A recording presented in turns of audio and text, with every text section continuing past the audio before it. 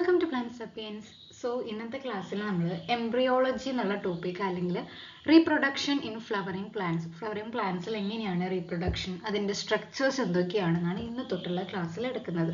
So ആദ്യമായിട്ട് അതിൻ്റെ introduction ആയിട്ട് പറയുമ്പോൾ നമ്മളൊരു ഫ്ലവറിൻ്റെ പാർട്സ് എന്തൊക്കെയാണ്, അതിൽ മെയിൽ റീപ്രൊഡക്റ്റീവ് പാർട്ട് ഏതാണ്, ഫീമെയിൽ പാർട്ട് ഏതാണെന്നാണ് മെയിൻലി മനസ്സിലാക്കണം. സോ ആദ്യം സ്ട്രക്ചർ ഒന്ന് ഓർഡേർഡ് ആയിട്ട് പറയുന്നുണ്ട്. അതിനുശേഷം നമ്മൾ ഓരോ പാർട്ടായിട്ട് മെയിൽ റീപ്രൊഡക്റ്റീവ് പാർട്ട്, അതിൻ്റെ ഡെവലപ്മെൻറ്റ്, ദെൻ ഫീമെയിൽ പാർട്ട്, അതിൻ്റെ ഡെവലപ്മെൻറ്റ്, ശേഷം ഫെർട്ടിലൈസേഷൻ, എംബ്രിയോജെനിസിസ്. ഈ ഒരു ഓർഡറിലാണ് ഓരോ ക്ലാസ്സും ഇടുന്നത്. സോ സ്കിപ്പ് ചെയ്യാതെ കാണാൻ ശ്രമിക്കുക. ഇപ്പോൾ +1 +2 ബയോളജി ആയിക്കോട്ടെ, ഡിഗ്രി BSc ബോട്ടണി ആയിക്കോട്ടെ, ഈ ഒരു റീപ്രൊഡക്ഷൻ ഇൻ ഫ്ലവറിംഗ് പ്ലാന്റ്സ് അല്ലെങ്കിൽ ടാക്സോണമിയിലും അനാട്ടമിയിലും ഒക്കെ ഇമ്പോർട്ടൻ്റ് ആയിട്ടുള്ളൊരു ഏരിയ ആണ്. HSST ബോട്ടണി എക്സാമിനും അവയുടെ സിലബസിൽ കൊടുത്തിട്ടുള്ളതാണ് എംബ്രിയോളജി, മെഗാസ്പോറോജെനിസിസ്, മൈക്രോസ്പോറോജെനിസിസ് ഒക്കെ. സോ അതൊക്കെ ഈ ഒരു ചാനലിൽ പറയുന്നതായിരിക്കും. സോ ആദ്യമായിട്ടാണ് ഈ ചാനൽ കാണുന്നെങ്കിൽ ചാനൽ ഒന്ന് സബ്സ്ക്രൈബ് ചെയ്യുക, ഇഷ്ടപ്പെട്ടെങ്കിൽ ലൈക്ക് ചെയ്യുക, കമൻറ്റ് ചെയ്യാം. ഓക്കെ, നമുക്ക് ക്ലാസ്സിലോട്ട് പോവാം. അപ്പോൾ നിങ്ങളൊന്ന് സബ്സ്ക്രൈബ് ചെയ്താൽ മാത്രമേ എനിക്ക് ഗ്രോത്ത് ചെയ്യാനും കൂടുതൽ വീഡിയോസ് ഇടാനുള്ള ഒരു ഇൻസ്പിറേഷൻ ആവുള്ളൂ. സോ ആദ്യം നമുക്ക് ഒരു ഫ്ലവറിൻ്റെ പാർട്സ് ഏതൊക്കെയാണെന്ന് നോക്കാം. സോ ഈ ഒരു പിക്ചറിൽ സാധാരണ നമ്മൾ സ്ട്രക്ചർ പഠിക്കുമ്പോൾ ഒക്കെ ഹിബിസ്കസ് ഫ്ലവർ ആണല്ലോ എടുക്കുക. അതാണ് നമ്മൾ സ്ട്രക്ചർ അനാട്ടമി പഠിക്കാൻ കുറച്ചും കൂടി നല്ല ഒരു സിമ്പിൾ ആയിട്ടുള്ള ഫ്ലവർ എന്ന് പറയുന്നത്. സോ ഹിബിസ്കസിൻ്റെ കുറേ സ്ട്രക്ചേഴ്സ് ഇവിടെ കൊടുത്തിട്ടുണ്ട്. അപ്പോൾ അതിൽ ഓരോന്നായിട്ടും ആ ഓരോന്നിന് കോമൺ ആയിട്ട് എന്താ പേര് പറയാൻ നോക്കാം. ഫസ്റ്റ് വൺ എന്ന് പറയുന്നത് കാലിക്സ് ആണ്. കാലിക്സ് എന്ന് പറയുന്നത് ഈ ഒരു ചെമ്പരത്തിയുടെ ഈ ഒരു ഗ്രീൻ കളറിൽ കൊടുത്തേക്കുന്ന പോർഷൻ, അതാണ് കാലിക്സ്. ഔട്ടറിന്ന് ഉള്ളിലേക്ക് നമുക്ക് വരാം. അപ്പോൾ ഏറ്റവും പുറമേയുള്ള പോർഷനാണ് നമ്മൾ കാലിക്സ് എന്ന് പറയാം. കാലിക്സ് കുറേ സെപ്പൽസ് കൂടി ചേർന്നിട്ട് അതിനെ കളക്റ്റീവ്ലി വിളിക്കുന്ന പേരാണ് കാലിക്സ്. ഓക്കെ, സെപ്പൽസ് കൂടി ചേർന്ന് കളക്റ്റീവ്ലി വിളിക്കുന്ന പേരാണ് calyx. So the second one എന്ന് പറയുന്നത് എന്താ, നമ്മുടെ ബ്രൈറ്റ്ലി കളേർഡ് അല്ലെങ്കിൽ അട്രാക്റ്റീവ് ആയിട്ടുള്ള ലാർജ് നമ്പർ ഓഫ് പെറ്റൽസ് അടങ്ങിയിട്ടുള്ള കൊറോളിയാണ്. ഓക്കെ, ദെൻ സെക്കൻഡ് വൺ എന്ന് പറയുന്നത് നമ്മുടെ പെറ്റലാണ്, ഇതളുകൾ എന്ന് വേണമെങ്കിൽ പറയും. ആ പെറ്റൽസിനെ ഒക്കെ ഇപ്പോൾ ഈ ഒരു ചെമ്പരത്തിയിൽ 5 പെറ്റൽസ് ഉണ്ടാവുമല്ലോ, ആ 5 പെറ്റൽസിനെയും നമ്മൾ കളക്റ്റീവ്ലി വിളിക്കുന്ന പേരാണ് കൊറോള. Calyx, corolla. ദെൻ മെയിനായിട്ട് നമുക്ക് മെയിൽ റീപ്രൊഡക്റ്റീവ് സിസ്റ്റവും ഫീമെയിൽ റീപ്രൊഡക്റ്റീവ് സിസ്റ്റമാണ് ഈ ഒരു ചാപ്റ്റർ ബേസ് ചെയ്ത് നോക്കാനുള്ളത്. സോ നമ്മൾ മെയിൽ റീപ്രൊഡക്റ്റീവ് സിസ്റ്റം, ഫ്ലവർ ആൻജിയോസ്പേമിലുള്ള മെയിൽ റീപ്രൊഡക്റ്റീവ് പാർട്ടിന് പറയുന്ന പേരാണ് ആൻഡ്രീഷ്യം എന്ന് പറയുന്നത്.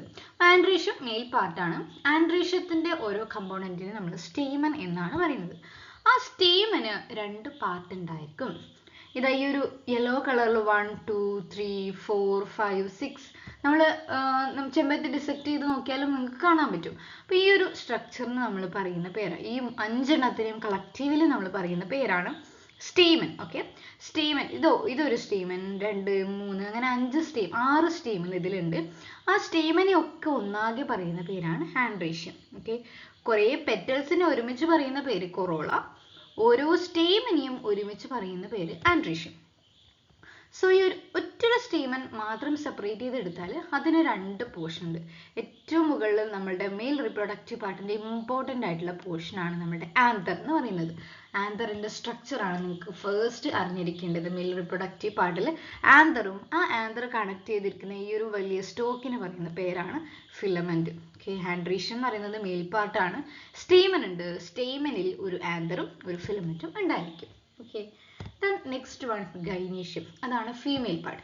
നടുക്ക് കാണുന്ന ഈ ഒരു പോർഷൻ. ഓക്കെ, ആ ഗൈനീഷ്യത്തിന് നമ്മൾ പേര് പറയുന്നത് കാർപ്പൽ അല്ലെങ്കിൽ പിസ്റ്റിൽ, 2 പേരും പറയാറുണ്ട്. അപ്പോൾ ഈ ഒരു കാർപ്പൽ അല്ലെങ്കിൽ പിസ്റ്റിലിന് 3 പാർട്ടാണുള്ളത്. ഏറ്റവും മുകളിലുള്ളതാണ് സ്റ്റിഗ്മ. ഈ സ്റ്റിഗ്മയിലേക്കാണ് നമ്മൾ റീപ്രൊഡക്ഷൻ്റെ സമയത്ത് പോളൻ ഗ്രെയിൻസ് വന്ന് വീഴുന്നത്. അതിനുശേഷം താഴോട്ടേക്ക് ഒരു ട്യൂബ് ഉണ്ട്, അതിനെയാണ് സ്റ്റൈ എന്ന് പറയുന്നത്. സോ സ്റ്റൈൽ കഴിഞ്ഞ് ഏറ്റവും താഴെയുള്ള പോർഷനാണ് നമ്മളുടെ ഓവറി. ഈ ഓവറിയിൽ നിന്നാണ് ഫീമെയിൽ ഗ്യാമറ്റോഫൈറ്റ് ആയിട്ട് ഡെവലപ്പ് ചെയ്യുന്നത്. ഓക്കെ, ദെൻ തലാമസ് ഒക്കെ ഉണ്ട്, അത് നമ്മളിപ്പോൾ പറയുന്നില്ല. നമുക്ക് ആവശ്യമുള്ള ആ ഒരു സ്ട്രക്ചറാണ് പറയുന്നുള്ളൂ. ഈ ഒരു ഫീമെയിൽ ഗ്യാമറ്റോഫൈറ്റ് അല്ലെങ്കിൽ ഓവറിൻ്റെ ഉള്ളിലാണ് നമ്മളുടെ ഒവ്യൂൾസ് അറേഞ്ച് ചെയ്തിട്ടുള്ളത്. അപ്പോൾ ഈ ഒരു പ്രോസസ്സൊക്കെ കഴിഞ്ഞ് ലാസ്റ്റ് ഒവ്യൂളിൽ നിന്നാണ് ഈ ഒരു ഫ്ലവറിൻ്റെ സീഡ് ഡെവലപ്പ് ചെയ്യുന്നത്. നമ്മൾ ഫീമെയിൽ ഗ്യാമറ്റോഫൈറ്റ് അല്ലെങ്കിൽ ഓവറിയിൽ നിന്നാണ് ഫ്രൂട്ട് ഡെവലപ്പ് ചെയ്യുന്നത്. അപ്പോൾ അതുവരെയുള്ള പ്രോസസ്സാണ് ഈ ഒരു ചാപ്റ്ററിലൂടെ ഫുള്ളായിട്ട് എടുക്കുന്നത്. അപ്പോൾ അപ്പോൾ ഇനി നമുക്ക് ഡീറ്റെയിൽഡ് ആയിട്ട് ആ ഒരു ചാപ്റ്ററിൽ റീപ്രൊഡക്ഷൻ എന്ന് പറയുന്ന പ്രോസസ്സ്. അപ്പോൾ മെയിൻലി നമ്മൾ നോക്കേണ്ടത് ആൻഡ്രീഷ്യവും ഗൈനീഷ്യവും. ആൻഡ്രീഷ്യത്തിൽ നമ്മൾ ആന്തറിൻ്റെ സ്ട്രക്ചർ പഠിക്കും, ഗൈനീഷ്യത്തിൽ ഓവറിയുടെ സ്ട്രക്ചറും സ്റ്റിഗ്മ സ്റ്റൈലിൻ്റെ ഒക്കെ ഫംഗ്ഷൻ പഠിക്കുന്നുണ്ട്. സോ നമുക്ക് ആദ്യം ആന്തർ മെയിൽ റീപ്രൊഡക്റ്റീവ് പാർട്ട് പഠിക്കാം. അപ്പോൾ എന്താണ് ഒരു ആന്തർ? ഞാൻ കാണിച്ച ആ ഒരു മഞ്ഞ പോർഷൻ ഉണ്ടല്ലോ, അപ്പം നിങ്ങൾ എന്താ ഈ ഒരു കോളാമ്പി അല്ലെങ്കിൽ മന്ദാരത്തിൻ്റെ ചെടി എടുത്തിട്ട് ഒരു പൂവ് എടുത്തിട്ട് നോക്കിയാൽ നിങ്ങൾക്ക് ഇതേപോലെ നല്ല കൃത്യമായിട്ടുള്ള ആ ഒരു ആന്തർ എടുക്കാൻ പറ്റും. ക്രോസ് സെക്ഷനൊക്കെ നോക്കാം, മന്ദാരത്തിൻ്റെ ആ ഒരു ആന്തറൊക്കെ പക്കയായിരിക്കും. അപ്പോൾ ഇതാണ് നമ്മളുടെ ആന്തർ, ഇതാണ് ഫിലമെൻറ്റ്. സോ ആന്തറിന് നമ്മൾ നടുവേ കൂടി ഒരു ക്രോസ് സെക്ഷൻ എടുക്കും. ഒരു പൂമ്പാറ്റ, ഒരു ബട്ടർഫ്ലൈനെ പോലെയുള്ള പിക്ചറാണ് ഉണ്ടായിരിക്കുക. അതിൻ്റെ ഒരു സൂം ചെയ്ത വേർഷനാണ് ഇത്. അപ്പോൾ ഇതിനെ നമ്മൾ ആന്തർ എന്നതിനെ മൈക്രോസ്പൊറാഞ്ചിയം എന്നും പറയുന്നുണ്ട്. ഓക്കെ, ഒവ്യൂളിനെ മെഗാസ്പൊറാഞ്ചിയം എന്നും ആന്തറിനെ മൈക്രോ എന്ന് വെച്ചാൽ മെയിൽ പാർട്ടും മെഗാ എന്ന് പറയുന്നത് ഫീമെയിൽ പാർട്ടും ആയിരിക്കും. സോ നമുക്ക് ആന്തറിൻ്റെ ഒരു ഡീറ്റെയിൽഡ് ആയിട്ടുള്ള സ്ട്രക്ചർ നോക്കാം. അപ്പം ആന്തറിന് മെയിൻലി 4 വോളാണ് ഉള്ളത്. സോ അതിനു മുന്നേ ആന്തർ എന്ന് പറയുന്നത് ബൈലോബ്ഡ് ആണ്. ഇതാണ് ഒരു ലോബ്, 2 ലോബ്, 2 ലോബ് ഉണ്ടായിരിക്കും. തീക്കയാണ്, 2 തീക്ക ഉണ്ടായിരിക്കും. ഡൈത്തീക്കസ് അല്ലെങ്കിൽ ബൈലോബ്ഡ് ആയിട്ടുള്ള സ്ട്രക്ചറാണ് നമ്മളുടെ ആന്തർ എന്ന് പറയുന്നത്. വേറെ പേരാണ് മൈക്രോസ്പൊറാഞ്ചിയം. സോ ഇതൊരു മെച്യൂർ ആയിട്ടുള്ള ആന്തറിൻ്റെ സ്ട്രക്ചറാണ്. മെച്യൂർ ആയിട്ടുള്ള ആന്തറിന് 4 വോൾ ലെയർ ആണ് ഉള്ളത്. ഏറ്റവും പുറമേയുള്ള ആ ഒരു പോർഷനെയാണ് എപ്പിഡെർമിസ് എന്ന് പറയുന്നത്. എപ്പിഡെർമിസിന്റെ തൊട്ട് താഴെ ഒരു ഒറ്റ ലെയർ ആയിട്ടുള്ള എൻഡോതീസിയം ഉണ്ട്.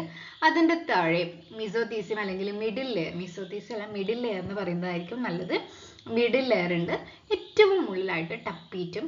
പിന്നെ ഇവിടെ കുറേ കുഞ്ഞു കുഞ്ഞു റെഡ് കളറിൽ കാണുന്നതാണ് സ്പോറോജീനസ് ടിഷ്യൂ. ഈ സ്പോറോജീനസ് ടിഷ്യൂ ആണ് പോളൻ ഗ്രെയിൻസ് ആയിട്ട് ഡെവലപ്പ് ചെയ്യുന്നത്. ആ ഒരു ഡെവലപ്മെന്റൽ സ്റ്റേജ് ഒക്കെ ഞാൻ എടുക്കുന്നുണ്ട്. ഇപ്പോൾ സ്ട്രക്ചർ മാത്രം നമുക്ക് തൽക്കാലം നോക്കാം. അപ്പോൾ ഈ ഒരു സ്പോറോജീനസ് ടിഷ്യൂന് കുറേ മിയോസിസും മൈറ്റോസിസും ഒക്കെ നടന്നിട്ട് എന്തുണ്ടാകും? നമ്മുടെ പോളൻ ഗ്രെയിൻസ് ഉണ്ടാകും. അപ്പോൾ ഈ ഒരു പോളൻ ഗ്രെയിൻസ് ഉണ്ടാകണമെങ്കിൽ കുറേ സ്റ്റെപ്പ് ഉണ്ട്. ഇനി ഈ പോളൻ ഗ്രെയിൻസ് എന്താ നടക്കുക? പോളിനേഷൻ നടക്കില്ല. മൊത്തത്തിൽ ആ ഒരു ഔട്ട്ലൈൻ പറഞ്ഞാൽ ഈ ഒരു പോളൻ ഗ്രെയിൻസിനെ പോളിനേഷൻ നടന്നിട്ട് വേറൊരു പൂവിലേക്ക് പോയി വീകും.